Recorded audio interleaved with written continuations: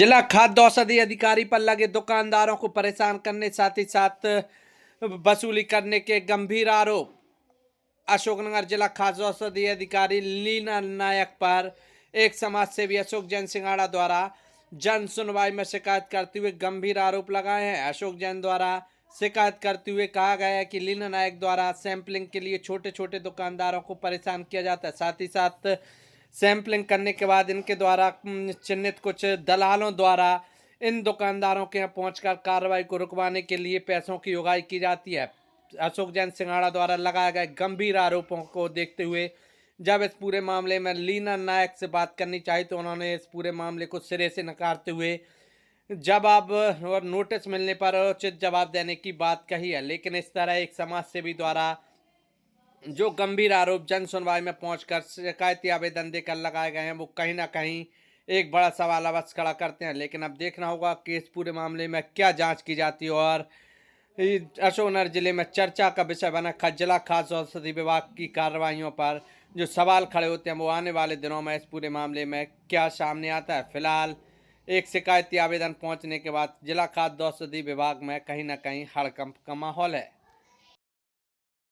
आज आप जन सुनवाई में आए थे, क्या पूरा मामला लेके आ रहे थे और किस किसी? मैं ये मामला लेके आया था कि जो खाद्य अधिकारी है लीना नायक, इनके द्वारा अदाई खेड़ा बहादुर पर इनमें सैंपल लिए जाते हैं। और जैसे राजश्री गुटखा है, राजश्री गुटखा की बड़ी दुकानों पर कार्रवाई नहीं करते, छोटे छोटे जो पान गुमटी वाले उनके सैंपल भरती है।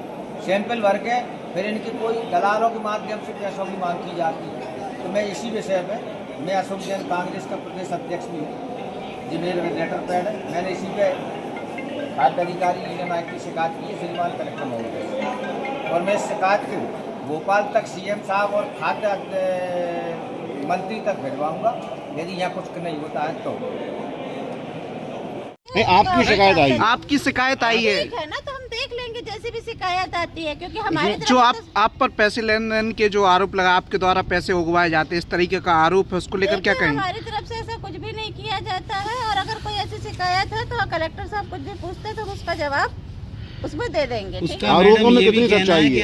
आपको फोन लगाओ, आप फोन नहीं उठाती। कौन है जो शिकायत करता है?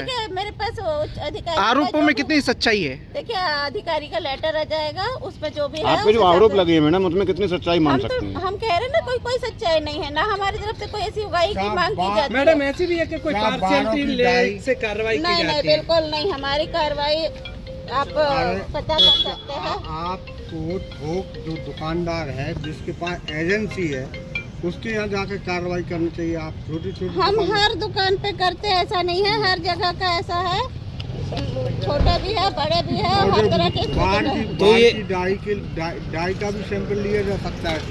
नहीं, बाल की डाई का कितना सैंपल लिया है? कोई ने नहीं लिया है। मैडम सैंपल कितना सैंपल ले सकते हैं? 50 ग्राम, 100 ग्राम, 1 किलो?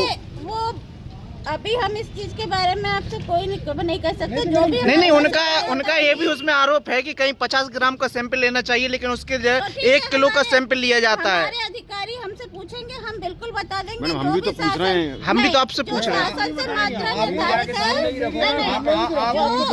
जो शासन से निर्धारित है, आप चाहे बिल्कुल आप एक बुक आती है, आप अपने फोस्पोस की ऐप है, उसमें आप वो बुक को डाउनलोड कर ले, उसमें सारी। तो मैम आपको आदि नियम पता नहीं है क्या?